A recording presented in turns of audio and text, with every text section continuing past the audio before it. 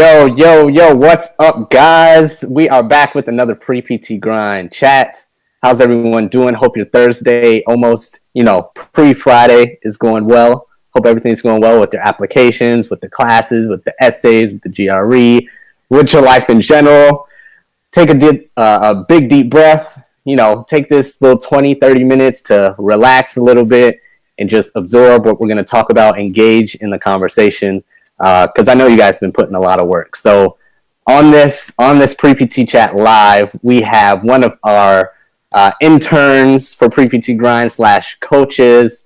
I should say future Dr. Ben Kim, DPT. He is here going to share a little bit about his story, and I'll let him explain the rest, but this dude is absolutely killing it.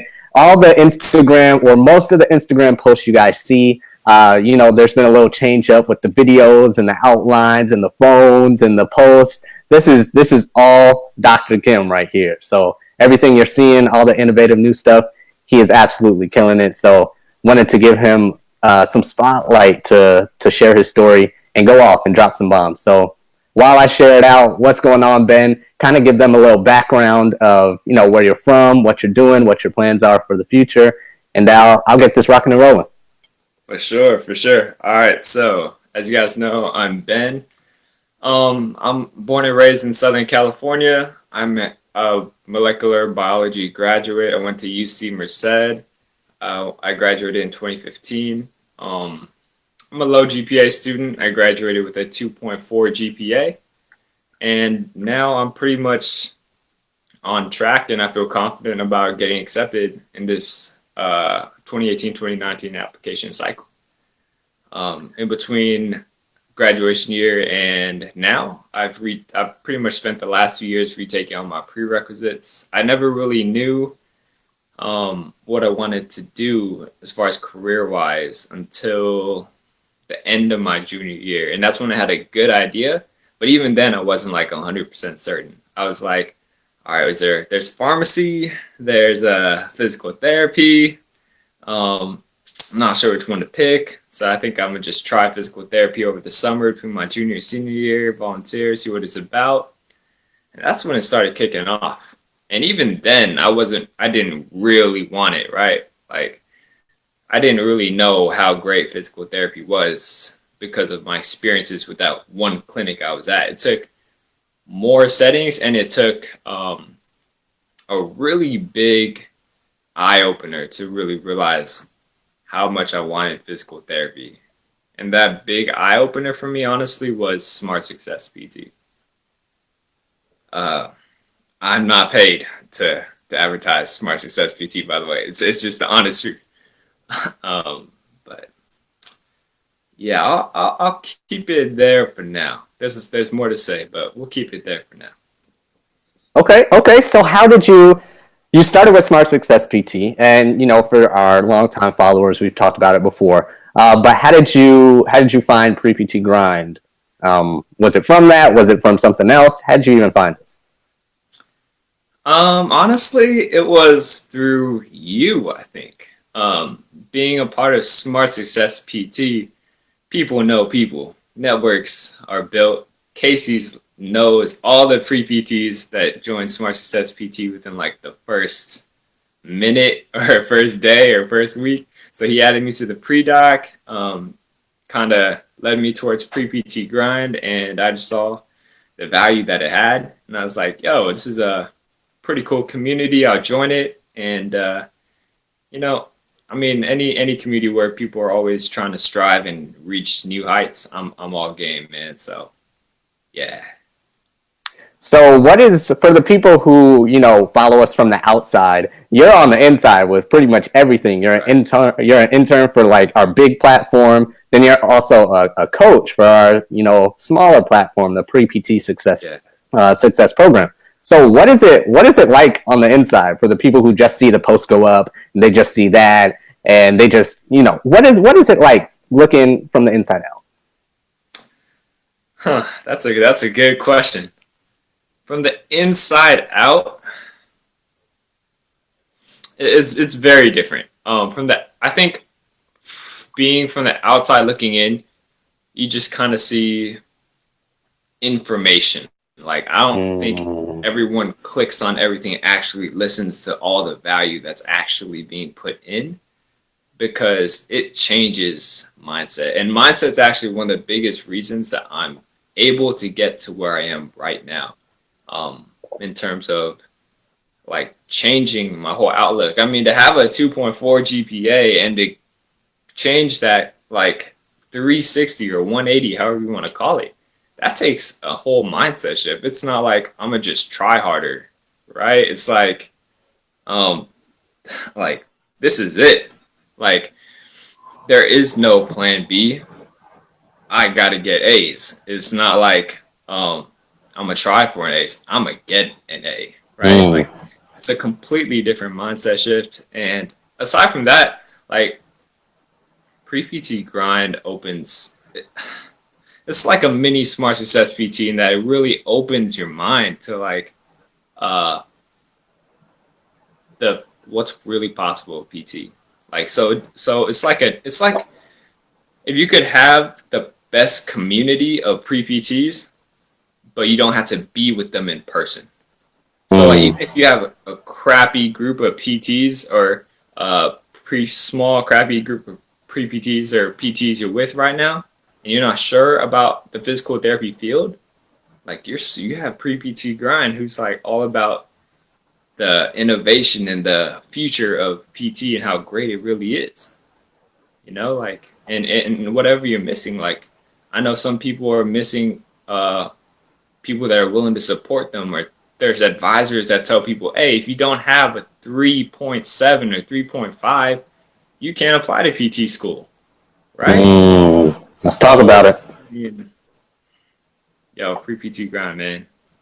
It's, from the outside looking in, I think it just may look like a bunch of information, but from the inside, like you know what it actually is worth. And for the people that actually want to get invested in it, and the people that are serious, and the people that uh, actually want to do this thing, right? Like they understand.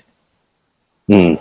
So Mm. yeah, that's my inside outside perspective. I love it. So I'm going to pose a question to you guys, and I'm going to let you guys comment, do your thing. But since this is the topic that you guys chose, is a high GPA required to get into physical therapy school? I got a question for you guys.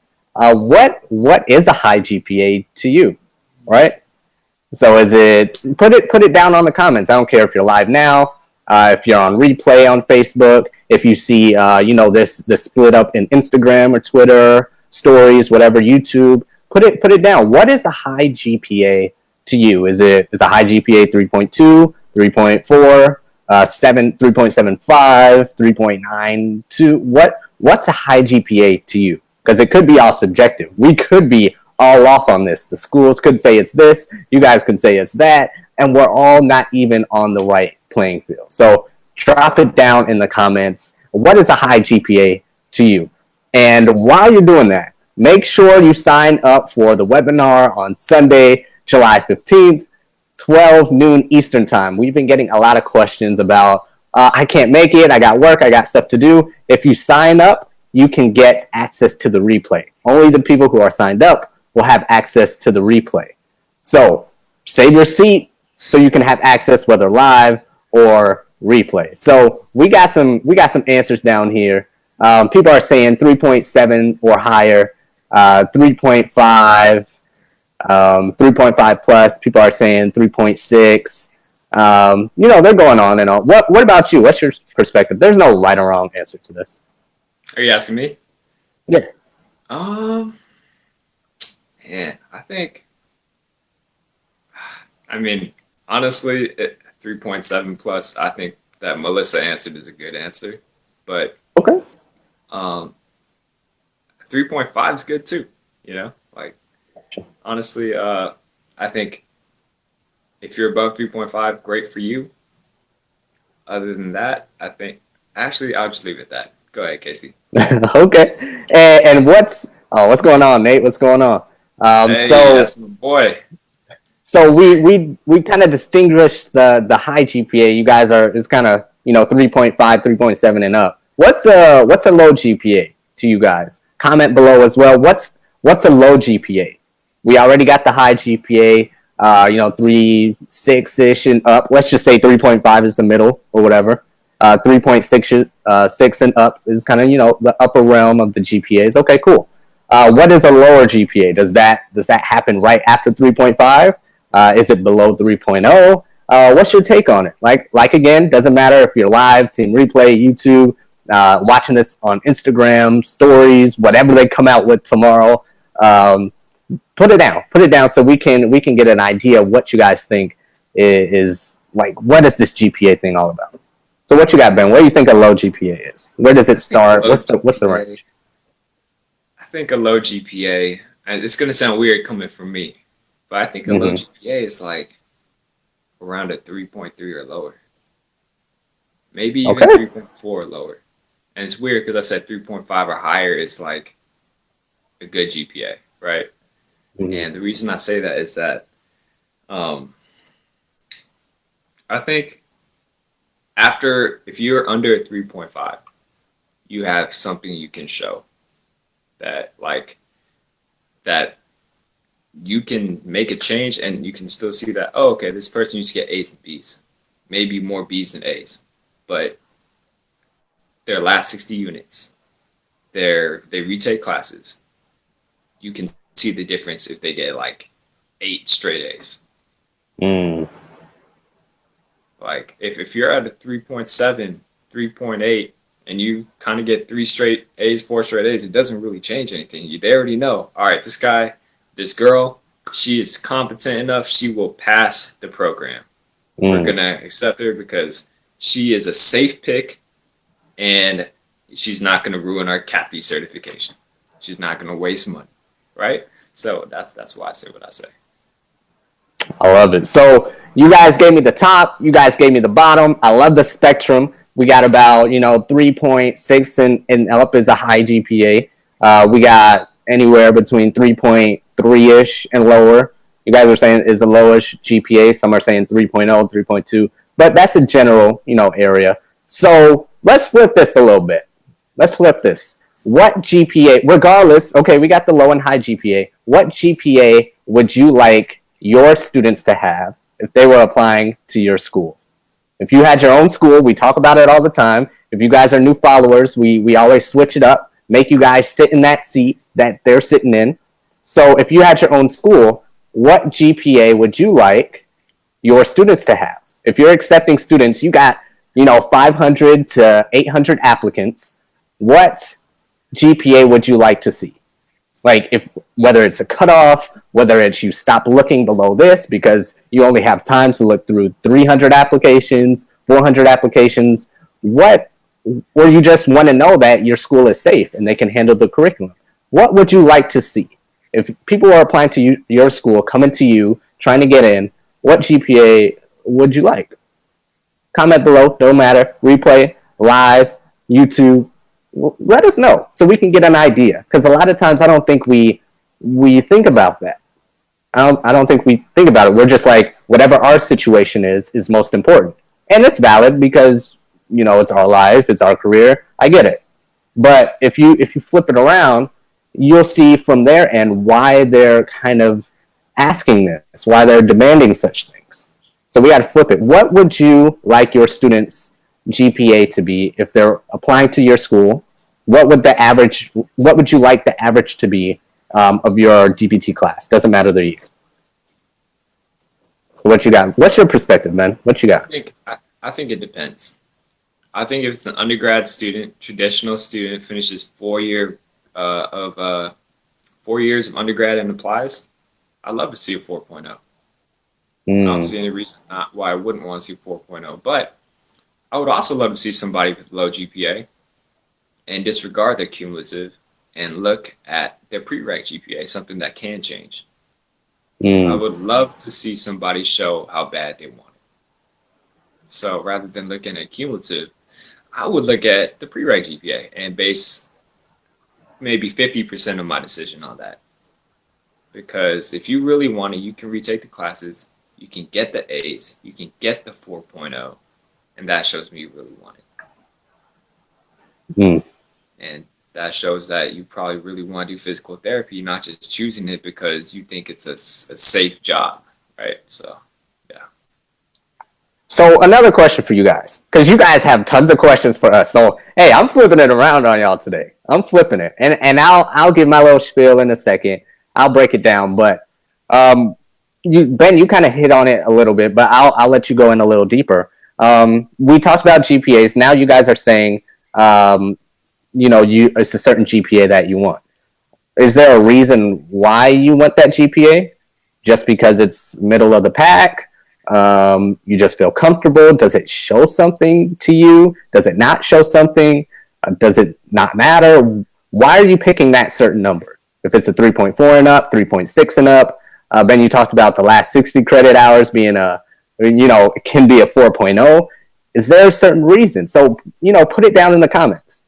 Like I said, YouTube replay, Instagram live right now. Put it down. Why are you choosing that GPA? Why would you want your average GPA or the students coming in to hold that certain weight? Let us know, and then go a little deeper into that. Why are you saying that GPA for you? Well, when I say 4.0, I don't actually mean like you have to have 4.0. I mean like 3.9, 3.8. It's okay to get a B.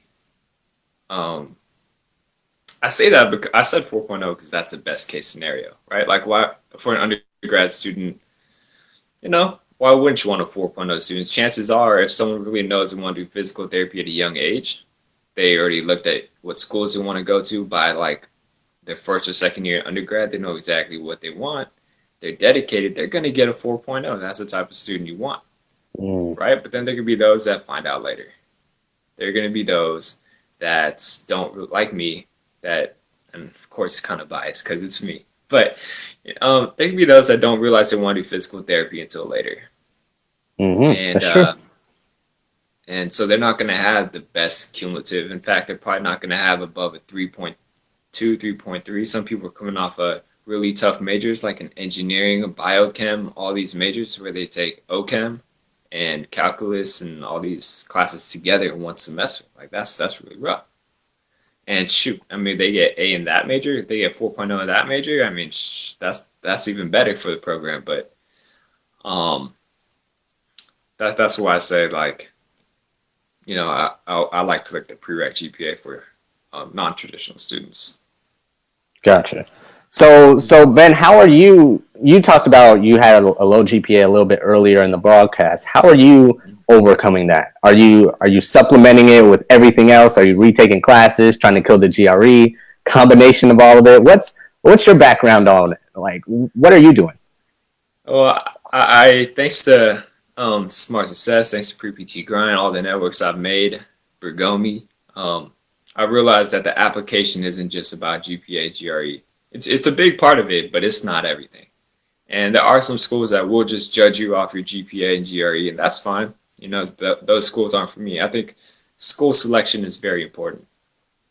And so the way I overcome it is I show that I want to be in physical therapy. How? Well, I mean, I surround myself with activities that revolve around physical therapy, right? Like, yes, I've shadowed in three different settings, worked in three different settings, or two different settings. I'm a part of Smart Success Physical Therapy. I'm a part of Pre-PT Grind. I also coach other pre-PTs on getting into PT school. And I'm also going ahead of the game, and I'm also like learning skills that are going to help me in the future. Because here's the thing. Like, to me, physical therapy school is a step towards my dream, but it's not the only step I can take that moves me towards my dream. Like, does that make sense? Like, if my dream is to become a clinic owner and I don't get accepted into PT school, yeah, I might not become a DPT like until a year later, but I still can work on so many other things while I wait for the next application cycle, right? So it's like, not only can I work towards my application, but I can work towards my dream. So I don't feel behind. Like, I understand I'm 24. I know people are getting in at 22, but I feel ahead. I literally feel ahead. Like, I know that it's like playing a video game. It's like playing a video game. And people get maybe a 10-second head start above you, but then when you start the game, you have all the end game items. Mm. It's like it's because getting into PT school is like not a matter of if, it's a matter of when, right? So might as well make yourself so stacked that when you're in, you're already like miles beyond everyone else, whether it be through mentally, whether it be through skills, whether it be through your influence, whether it be through like your clarity of what you want, right? So that's how I take it, man. I'm sorry, I like totally lost the question. Ask me that question again, Casey. I got too deep into something else. No. You answered it. I was basically asking what are you doing now because of your low GPA, and you basically said everything. Not only are you getting your grades in check, GRE, all that good stuff, like all the paper stuff, all the numbers, but you're making yourself different, right? You're making yourself Yes. different. You're thinking outside the box. Go ahead. Yeah, Sounds here's like you another got thing. something. Yeah, here's another interesting thing. You are your number one asset. When you come out of school, everyone's the same clinically, right? But what's going to stand you apart? Why are people going to choose you over other people, right? You have to have people trust you. Otherwise, if you're a clinic owner, you're not going to be able to get anybody, right? Because they don't know you, you have no influence. And are you what makes people want to trust you more than others, right? And that's Mm. self-development. That's a huge part of it. And being a part of SPT, being a part of pre-PT grind, we learned early how important it is to uh, study self-development because that makes you unique. That allows you to really show off your true colors. That allows people to buy into you, right? And it's not just talking business; it's schools. When you go into the interviews, you want them to buy into you. And if you're able to communicate well, you show them that you're really like next level, like through and through. I think it's pretty cool if I'm conducting an interview and I'm interviewing someone and they know exactly what they want to do and they prepared for it for all these years.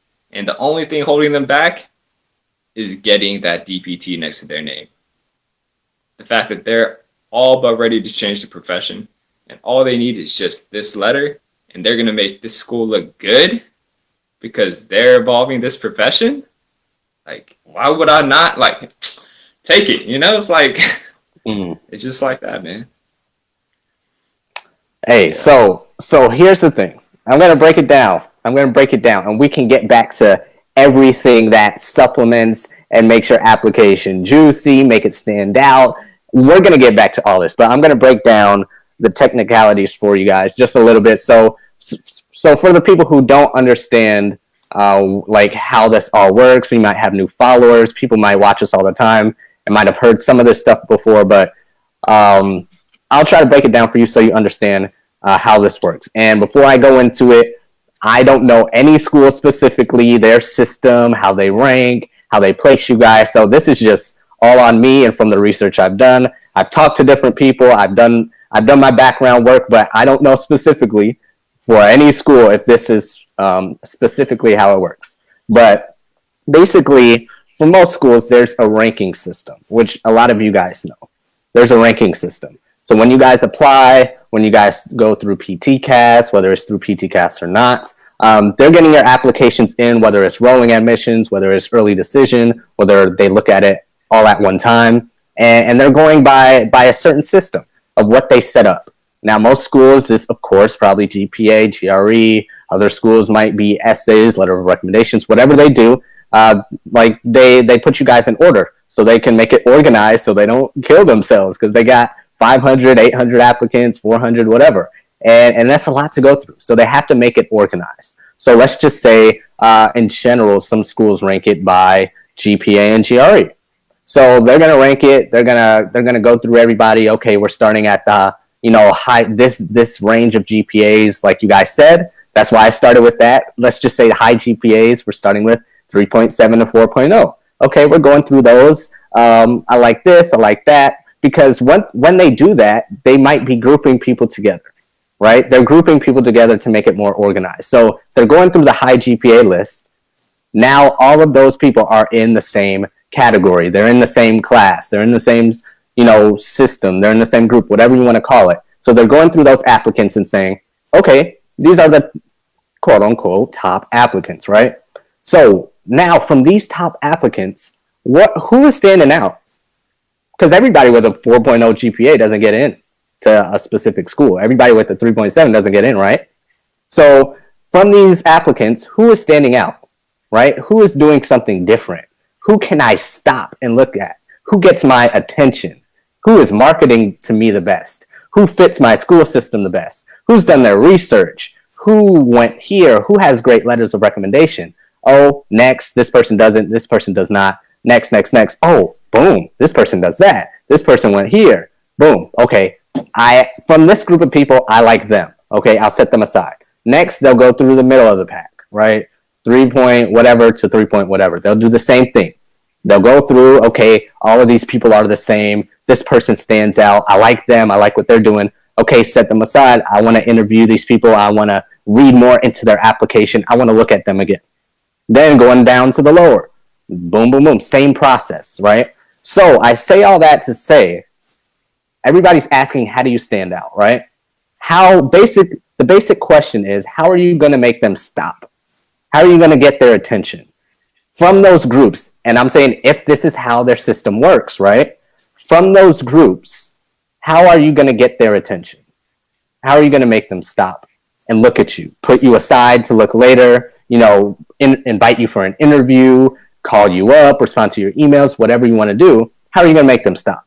And in Ben's case, he pretty much said it, because all the other pre-PTs are doing what all the other pre-PTs are doing, right? I, volunteered at this clinic. I'm a PT tech here. I'm this. And I'm not saying at all to not do them. I'm really not. I'm honestly not, because they all definitely help. But if you're trying to look different, stand out, and grab their attention so you get a fighting chance, then you can be doing something like Ben's doing. He's outside of the box. So if they're going through those applications, whatever group Ben's in, they're going to be like, oh, I've never seen this before. You do marketing for who?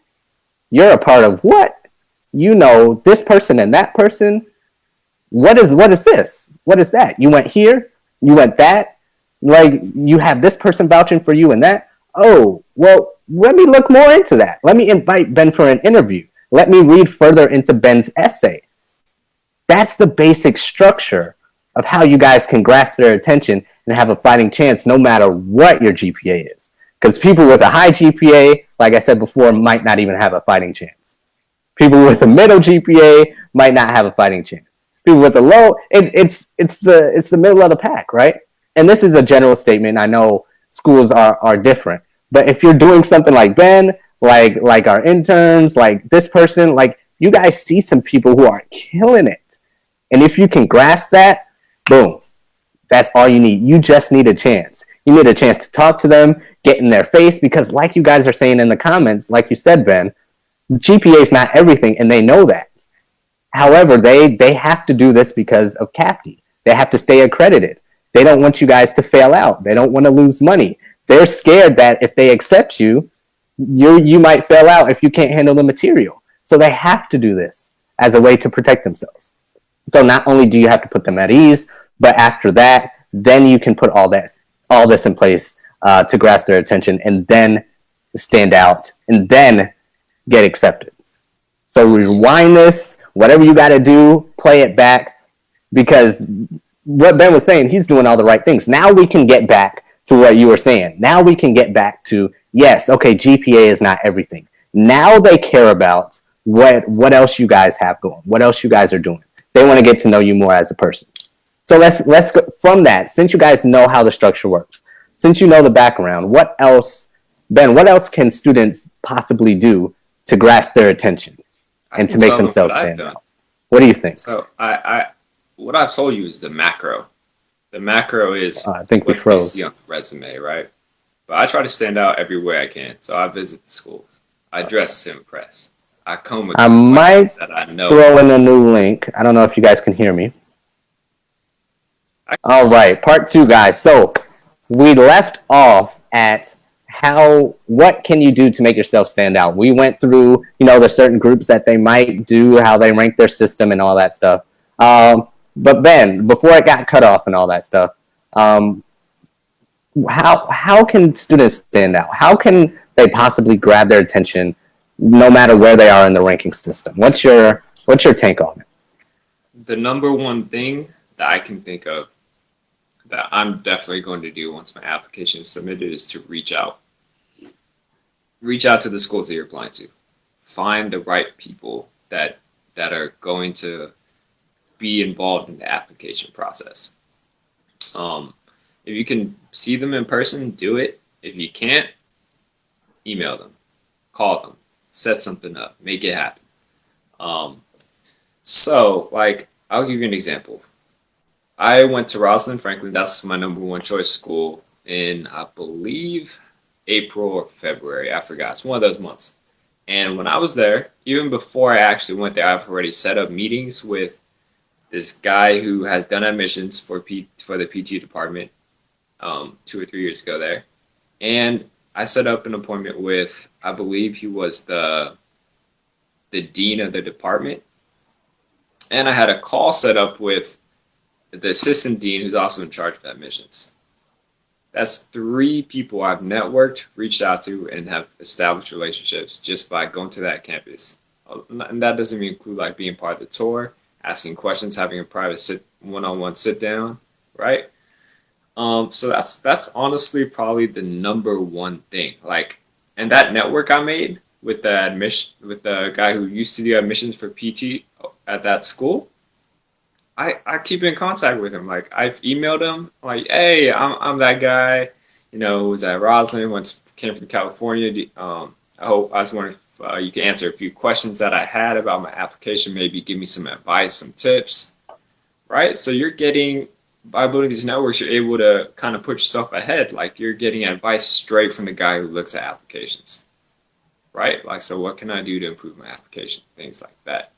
And it shows. There's something about the way the world works, right? When people see you really want it, they want you to have it. Mm. Right?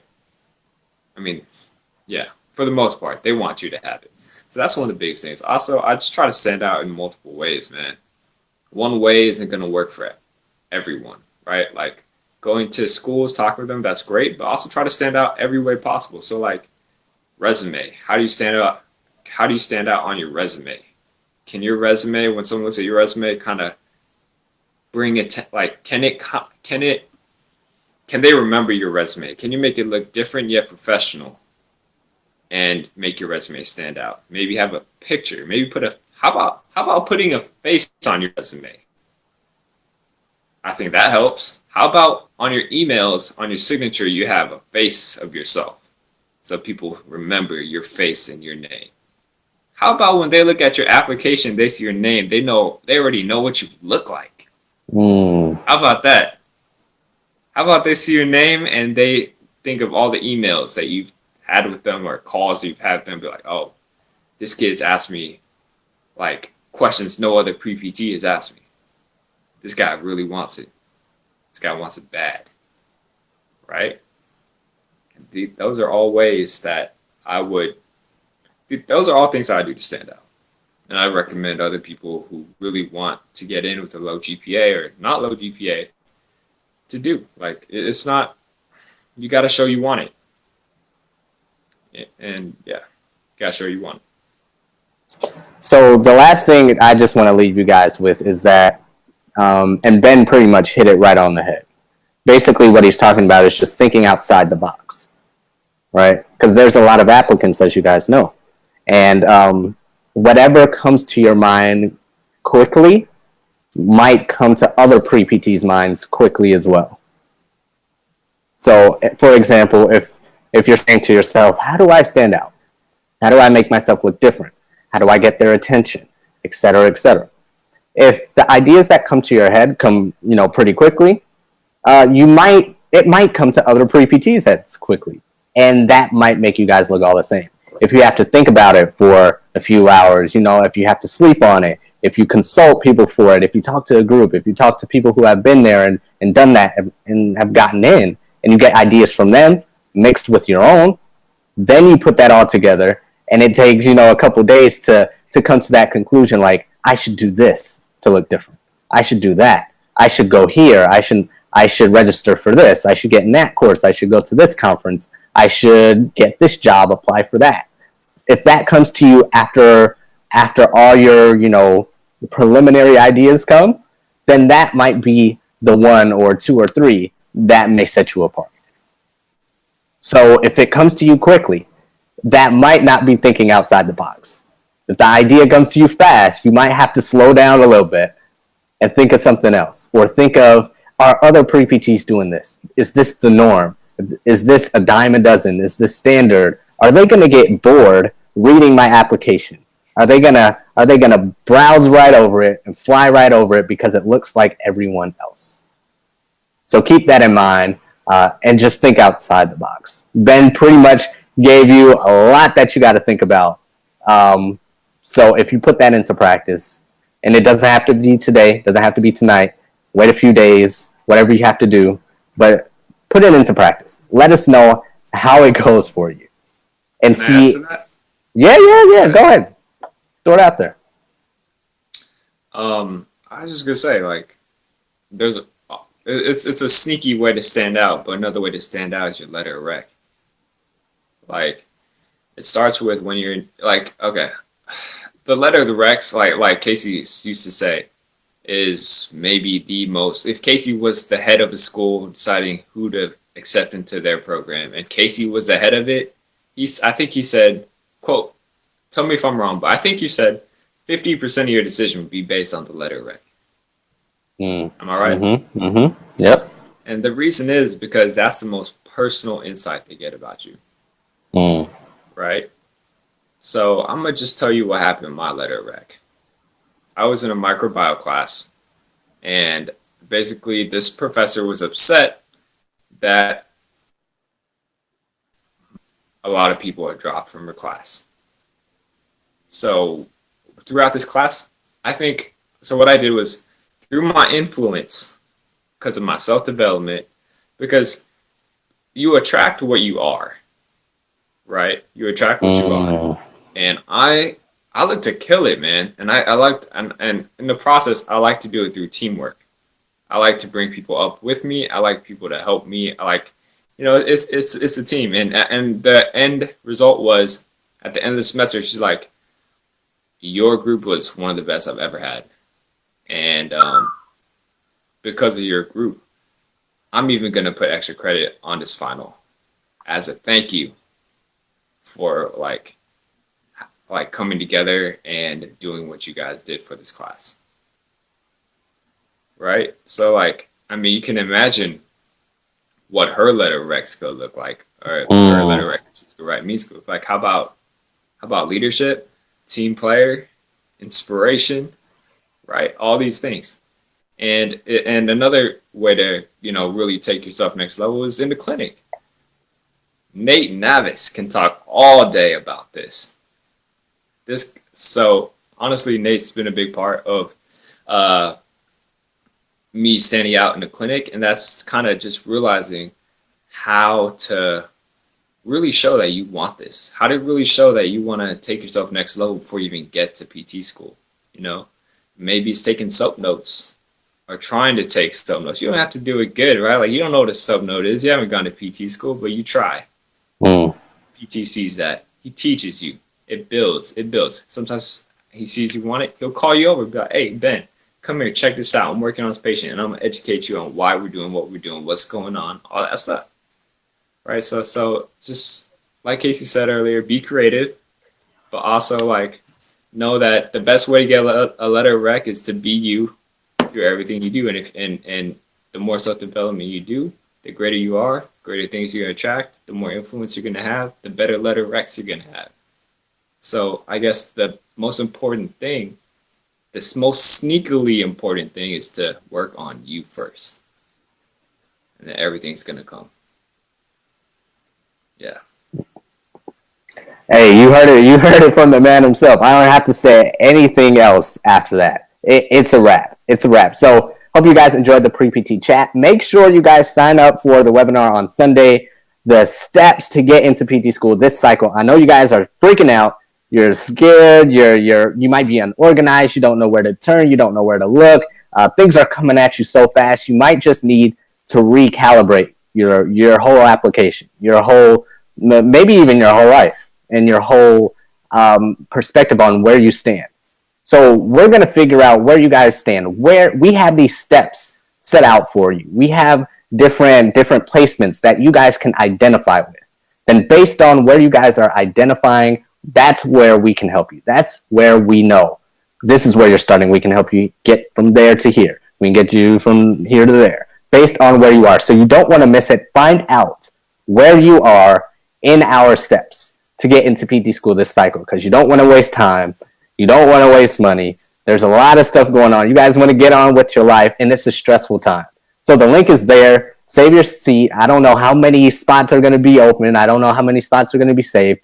And even if you can't make it on Sunday, still sign up, because the replay is only for the people who are signed up for the webinar. So save your seat, tag your friends, share it out. It's going down Sunday, July 15th, 12 p.m. Eastern time. All right, so hope you guys enjoyed the pre-PT chat. Ben, thank you so much for taking time out of your day to drop some knowledge, drop some fire on the pre-PTs. And again, thanks for everything that you do for us as an intern, as a coach. If you guys are watching this on part 2, we had some technical difficulties, so catch part 1. Just go to our Facebook page and scroll down. You'll find it and catch that first part as well. So hope you guys enjoyed. We'll talk to you guys later. See you on the next pre-PT